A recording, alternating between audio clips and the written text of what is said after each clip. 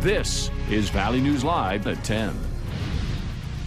He loved his community, he loved his family, and he loved his country. And I mean, he was patriotic, he was heroic.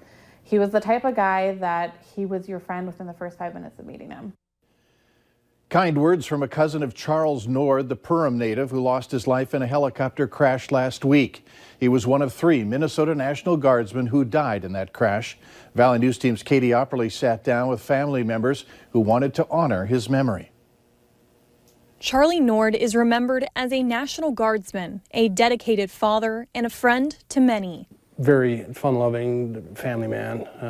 Loved his kids and his wife with everything he had. Hardworking, always aspired to do more. Just an all-around great guy. Family was number one in Charlie's eyes, and holidays were special times. Anytime Christmas came around, we did a great job at reenacting the Christmas story. And I think Charlie always brought an extra sparkle to it, whether it was his wit and sense of humor to just the way that he could make individuals laugh and really enjoy spending time together. Charlie is survived by his wife, his 2-year-old daughter Lydia, and a son on the way. Even though he's not around, we can see him in her eyes and her laugh and her smile, and he's just a great father, great husband. In this time of tragedy, the family has come together to honor Charlie and continue on his legacy. It's made us all stop and pause in the moment to remember a great guy, to respect and honor him, but to also respect and honor family time and the importance of taking that time to connect, taking that time and those extra moments to realize, what's truly valuable in life. It's a time to pay homage to Charlie and the others who serve our country. Be fortunate and grateful and happy, that we are able to do the things we do for, because of people that have made the sacrifices that they have made. Charlie, his fellow guardsmen, and ones before them, and ones that will continue to lay down their lives for us. In Fargo, Katie Opperly, Valley News Live. The family wants to thank everyone for their outpouring of love and support. And if you'd like to help the family in their time of need, a GoFundMe page has been set up. To learn more about that, go to our website, valleynewslive.com, and click on this story. New tonight at 10, 3 students were injured when a school bus ended up in a ditch in Polk County. It happened in the Fisher, Minnesota area today. There were 12 students on board at the time of the incident. Deputies say the injuries to the 3 were minor. Deputies are continuing to investigate as to how it happened, adding that alcohol did not play a role. The car of a Stutsman County woman who's been missing for nearly 2 days has been found submerged in a slough. Stutsman County Sheriff Chad Kaiser says 63-year-old Sonia Heinley left her son's house Sunday night in Buchanan, which is a couple of miles away from her home. Today, searchers found tracks which led to her car. Stutsman County Sheriff says that the severe weather may have led to her losing control of the vehicle. I feel real bad for the family, for what had happened, being so close to home. Sheriff Kaiser says he's hoping to get a dive crew into the water to help pull the car out. A Williston teenager will be charged as an adult in connection with the alleged shooting of two men in November, where one of them died. Police say 17-year-old Ian LeBoyd is accused of killing one 19-year-old and wounding another in an apparent drug deal gone wrong. On November 10th, police found the 2 victims behind the Williston Cashwise with gunshot injuries. LeBoyd is facing a handful of charges, including murder, attempted murder, and tampering with physical evidence. At least one church in Bismarck has already said it would donate a couple $1,000s to help refugees that come into Burleigh County. The move follows last night's controversial approval by county commissioners to accept refugees. Cost was a big topic during last night's discussion, with some people offering to make generous donations to help resettled refugees. I'd like to donate $25,000 to help with some of the issues around taking care of the next 20-some families. As part of the 3-2 vote, Burleigh County placed a cap of 25 refugees for next year and wants Lutheran Social Services to keep them updated on the costs. The final medical marijuana dispensary plan for North Dakota is set to open in Dickinson Friday. Herbology will be located at 318 24th Street South there. It's the 8th dispensary in North Dakota. You must have a registry ID card to enter any of the dispensaries. The State Division of Medical Marijuana says more than 1,850 patients have been registered so far. Whether you're moving or planning to go on a vacation, there are dozens of websites out there with places to rent.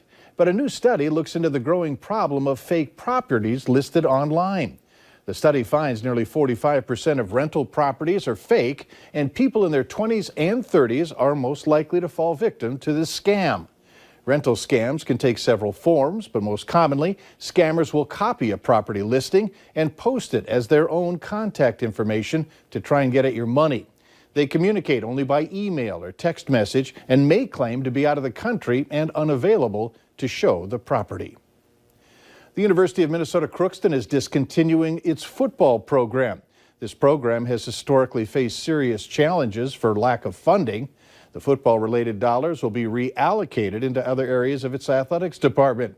The university will still honor scholarships for any student athlete who wants to continue their education at the school. We knew that Philadelphia Eagles quarterback Carson Wentz and his wife were having a baby. Well, today, Wentz took to Instagram to post a gender reveal video. At the end of it, there's a picture of Wentz, his wife, and 2 dogs with pink balloons that say, "Girl." An area company is helping kids feel at ease while in the hospital. Nutrisource Pet Foods, based in Perham, donated Rocket, the golden retriever, to the University of Minnesota's Masonic Children's Hospital. Rocket is a therapy dog that helps kids take medicine, encourages them to walk after surgery, and offers support and affection. These past few months have been some of the wettest in North Dakota's recorded history. State leaders are getting ready for the spring and the possibility that flooding could be coming with it. State Representative John Nelson of Rugby said the state needs to be ready. Throughout the state, we're unprecedented wet cycle we've been experienced this year. So I think the chances of flooding somewhere in North Dakota are greater than normal. Data from the U.S. Army Corps says that they expect the state's reservoirs to have the necessary flood storage thanks to strategic releasing earlier this year.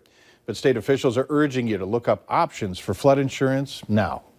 Valley News Live 10 at 10 continues with no wait weather.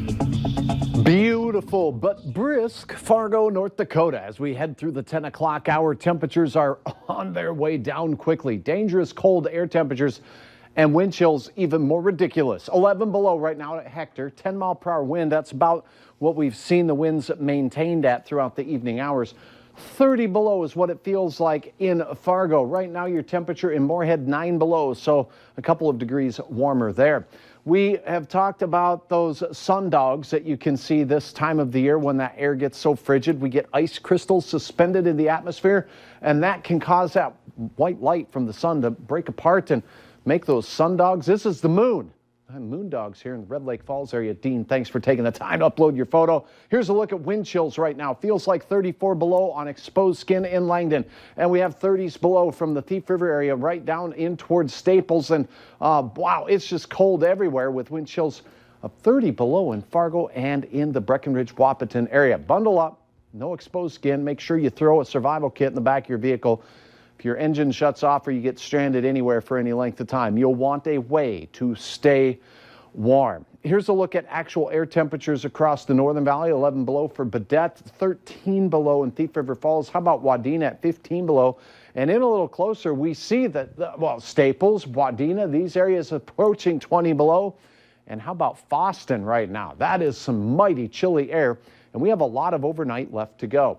Here is a look at those wind chills. As we mentioned, they are mighty cold out there as we head into the overnight hours. A wind chill advisory in effect into your morning.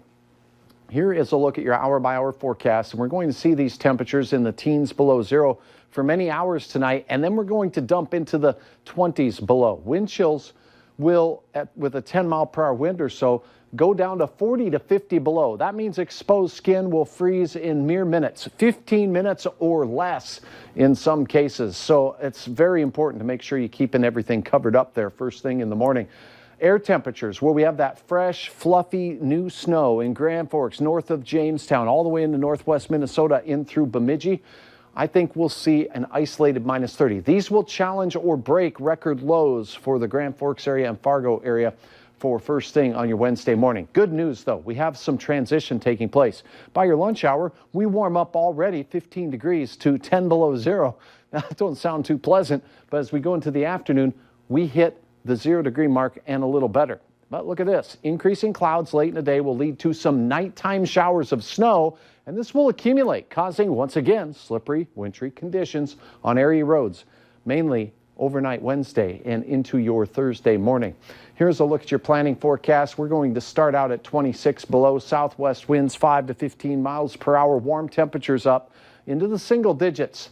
Then we see a chance of late evening snow, mainly after your drive time on your hump day.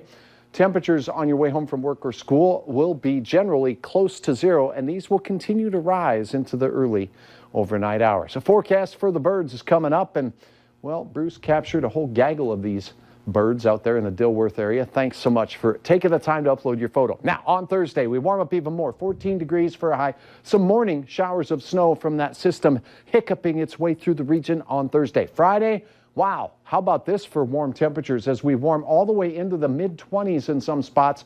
Can't rule out a few more flakes of snow, but nothing significant the way it looks.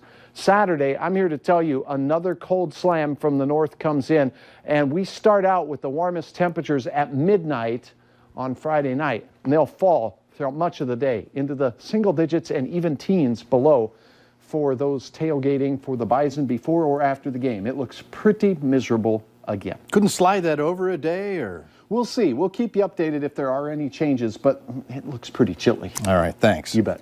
Up next on Valley News Live 10 at 10, a dark cloud over New Zealand following a volcanic eruption that has killed several people. We'll show you the aftermath.